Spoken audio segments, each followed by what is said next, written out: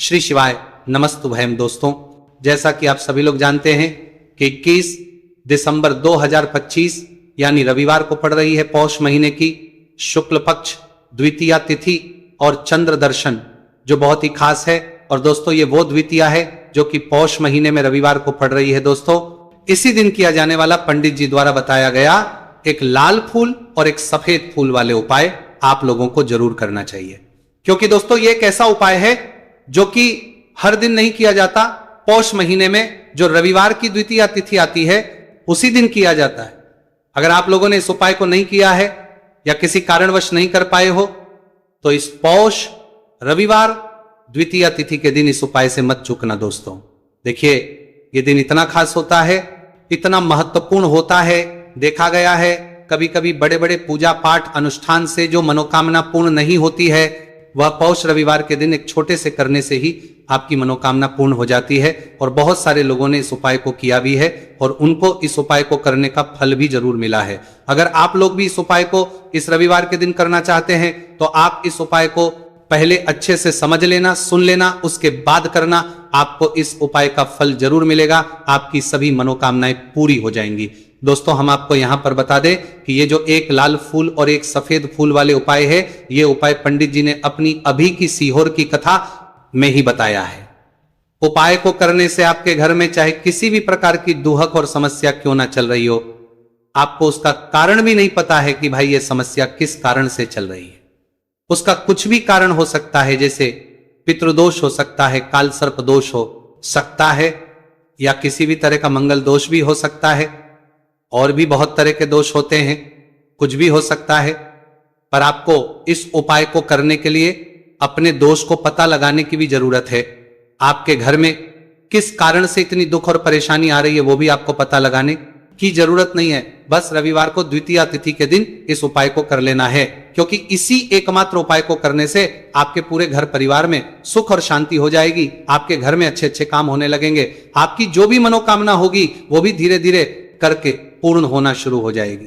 अब हम समझते हैं इस एक लाल फूल और एक सफेद फूल वाले उपाय को आपको करना कैसे है, किसको करना है, किस करना है और कैसे करना है। देखो, उपाय बिल्कुल आसान है, बस समझने वाली बात है। ध्यान से समझिए, उसके बाद ही आप लोग जो है इस उपाय को जरूर कीजिएगा।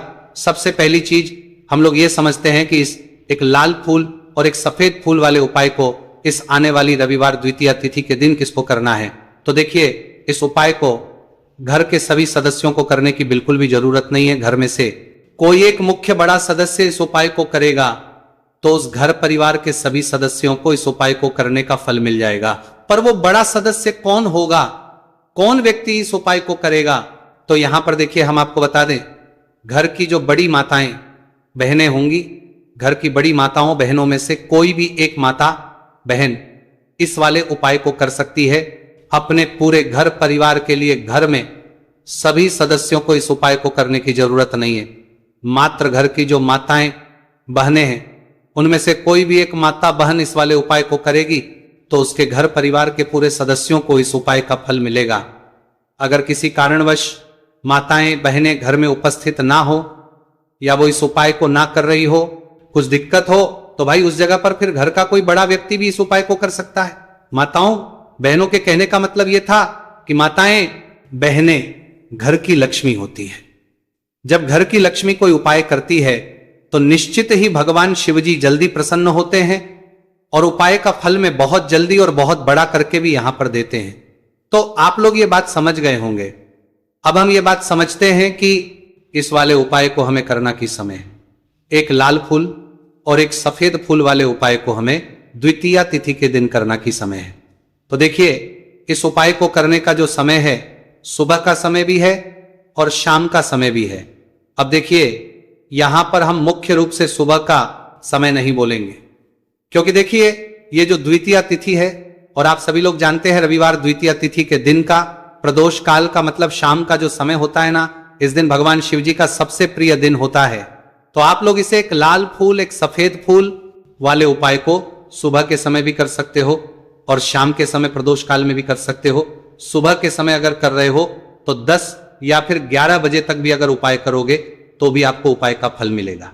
वही अगर शाम के समय कर रहे हो तो इस दिन जरूर शाम के समय का ध्यान रखना कि शाम के 6 बजे से लेकर 7 बजे के बीच में अगर आप इस उपाय को कर सकते हो तो बिल्कुल कर लेना, पूरी कोशिश करना। पर अगर किसी कारणवश इस समय के बीच में ना कर पाओ तो रात 8 बजे तक भी अगर आप उपाय को करोगे तो आपको उपाय का फल जरूर मिलेगा। ये बात आपको समझ आ गई कि आप इस उपाय को सुबह और शाम दोनों समय कर सकते हो। मतलब करना आपको एक ही समय है, घर में से किसी एक ही बड़े व्यक्ति को करना है, एक ही बार इस उपाय को करना है, दोनों समय नहीं करना है। आपको जो समय अच्छा लगे आप उस समय पर इस वाले उपाय को कर सकते हैं।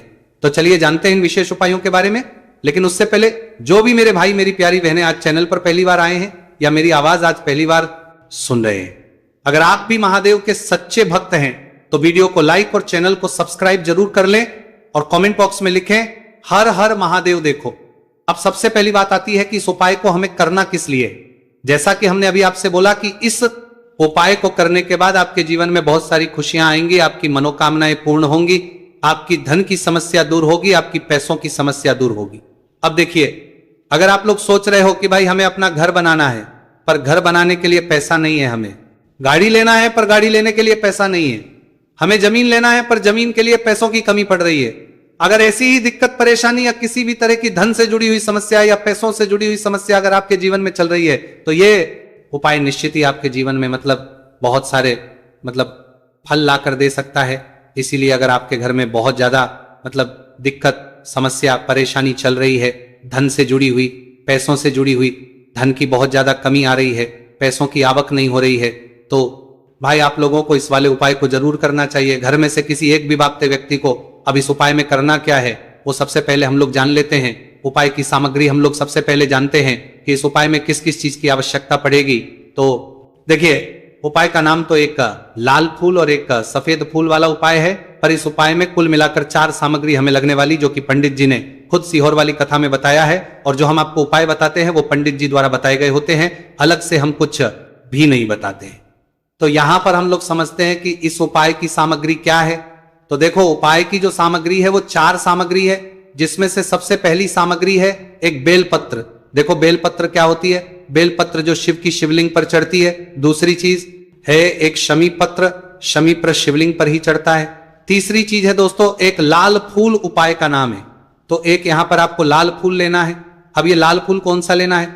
देखो, शिवलिंग के ऊपर जो लाल फूल चढ़ता हो उनमें से कोई भी एक लाल फूल पसंद कर लेना और वो कहीं से तोड़कर या कहीं से खरीद कर लेकर आना और उस लाल फूल को उपाय में प्रयोग कर लेना। उसके बाद में एक सफेद फूल, सफेद फूल का विशेष रूप से ध्यान रखना, जो सफेद फूल शिवलिंग पर चढ़ता हो सिर्फ वही सफेद फूल लेकर आना, इसके अलावा कुछ मत लेकर आना, लेकिन केतकी का मत लेना। तो एक एक मात्रा में ही आपको ये चारों सामग्री चाहिए, एक बेलपत्र, एक शमी पत्र, एक लाल फूल और एक सफेद फूल। ये चारों सामग्री आप लोग तैयार करके रख लें प्रदोष काल में या सुबह के समय, जब भी आप इस उपाय को कर रहे हैं। जैसे ही आपके उपाय की सामग्री तैयार हो जाती है तो क्या हम सीधा उपाय को करने के लिए इन चारों सामग्री को उपाय करने के लिए जा सकते हैं? नहीं, तो यहां पर आपको इस बात का ध्यान रखना है कि हम भगवान शिव जी को प्रसन्न करने के लिए तो जा रहे हैं, हम अपनी मनोकामना को पूर्ण करवाने के लिए तो जा रहे हैं, पर हमें यह दर्शाना बिल्कुल भी नहीं है कि हम सिर्फ अपने फायदे के लिए भगवान शिव जी के मंदिर में आए हैं। इसलिए हम इस उपाय को करने के साथ साथ में भगवान शिव जी की पूजन अर्चना के लिए कुछ सामग्री भी जरूर लेकर जाएंगे। जैसे कि सुबह समय अगर आप उपाय को कर रहे हो, इस एक लाल फूल और एक सफेद फूल वाले उपाय को, तो भाई सुबह के समय आपको एक लोटा जल लेकर जाना है। जो लोग प्रतिदिन शिव जी के मंदिर जाते हैं, पूजन अर्चना करते हैं, जल चढ़ाते हैं, फूल बेल पत्र सब कुछ चढ़ाते हैं, भाई वो अपनी पूजन अर्चना वैसी की वैसी ही करना।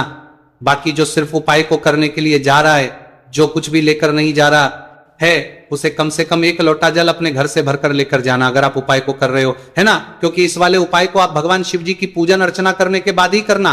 वहीं अगर बात करें शाम के समय की, अगर कोई व्यक्ति शाम के समय प्रदोष काल में इस वाले उपाय को कर रहा है तो भाई आपको मात्र एक घी का दीपक तैयार करना है। यह बात हम हमेशा बोलते हैं, शाम के समय प्रदोष काल में कोई कर रहे हो ना, तो दीपक का विशेष महत्व होता है। रविवार द्वितीया तिथि दिन का प्रदोष काल में जो भी व्यक्ति दीपक जलाता है ना भगवान शिव जी के मंदिर में, भाई उसके जीवन से सारी दुख और परेशानियां भी दूर होती है। तो भाई इस दिन दीपक का विशेष रूप से ध्यान रखना आप लोग। अगर आप इस उपाय को शाम के समय प्रदोष काल में कर रहे हो, है ना, ये जो दीपक आप लोगे ये आटे का लोगे। जो आटा आप गूंद दोगे उसके अंदर कुछ भी मत डालना, मात्र साधा आटा लगाकर उसे तैयार कर लेना और एक मीडियम साइज का दीपक तैयार कर लेना। दीपक ना ज्यादा छोटा हो ना ज्यादा बड़ा हो, है ना। उसके बाद में दीपक आपका तैयार हो जाए तो इसके अंदर जो बत्ती रखोगे वो गोल बत्ती रखोगे। देखो गोल बत्ती भी दो तरह की होगी, एक बाजार की और एक घर वाली। तो कोशिश करना अपने घर में जो रुई रखी हुई है उस रुई से आप लोग एक गोल बत्ती अपने ही हाथों से बनाओ। उपाय का फल अच्छा मिलता है। भगवान शिव जी जल्दी प्रसन्न होते हैं। जब हम किसी भी उपाय को अपने हाथों से परिश्रम करके तैयार करते हैं तो आपको उस दीपक के अंदर एक गोल बत्ती रख देनी है। इसके अंदर जो चीज आप लोग डालोगे वो डालोगे शुद्ध देसी गाय का घी।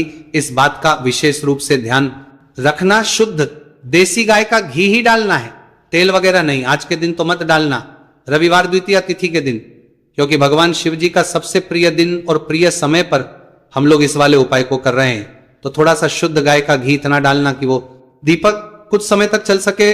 न बाजार वाला मिलावटी घी डालना, न भैंस का घी डालना, शुद्ध देसी गाय का घी।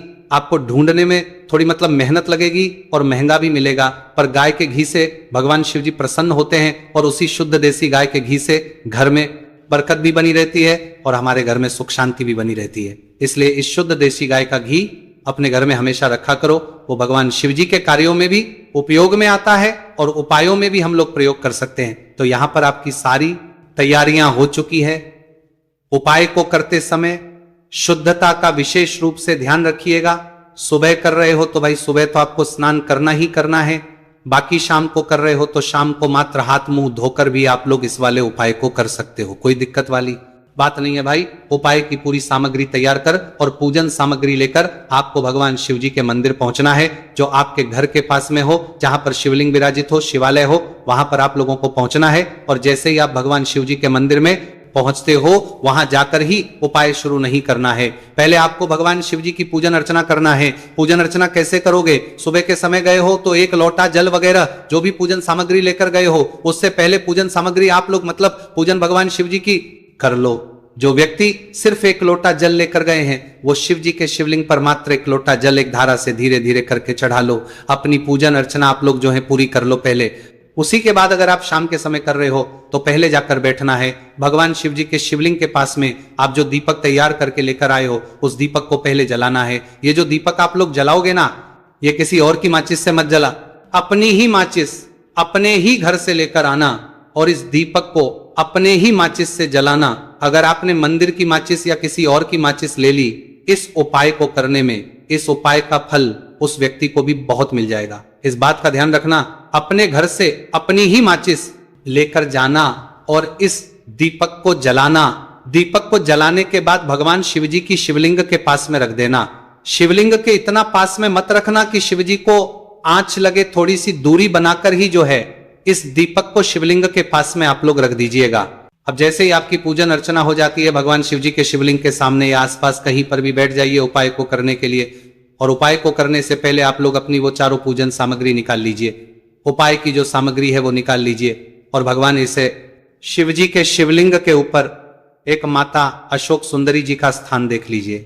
माता सुंदर जी का जो स्थान होता है वो जलाधारी के ऊपर होता है, जलाधारी के बिल्कुल बीचों बीच में होता है। आप लोगों ने देखा भी होगा शिवलिंग की जलाधारी होती है। जलाधारी के बिल्कुल बीचों बीच का जो स्थान होगा वो माता अशोक सुंदर जी का स्थान होगा, क्योंकि यहीं पर हमें ये जो है उपाय को करना है। सबसे पहली चीज अब हम उपाय को करना शुरू करते हैं। आप सबसे पहले अपनी एक बेलपत्र उठा लो। एक बेलपत्र को आपको माता अशोक सुंदरी जी वाले स्थान पर सबसे पहले समर्पित करना है। बेलपत्र की डंडी का मुख होगा जलाधारी की तरफ जहां से जल बहता है और नीचे गिरता है, और बीच वाली बड़ी पत्ती का मुख मतलब शिवलिंग की तरफ होगा। इस तरीके से आपको इस बेलपत्र को माता अशोक सुंदरी जी वाले स्थान पर समर्पित कर देना है। उसके बाद में अपनी एक शमी पत्र उठा लो जो आप उपाय के लिए लेकर आए हुए हो। शमी पत्र को उठाकर शमी पत्र की भी जो डंडी का भाग होगा वो जल की तरफ करके, जहां से जल बहता है नीचे गिरता है उस तरफ करके, और पत्ती वाला भाग शिवलिंग की तरफ करके इस शमी पत्र को भी उस बेल पत्र के ऊपर आपको समर्पित कर देना है। समर्पित करने के बाद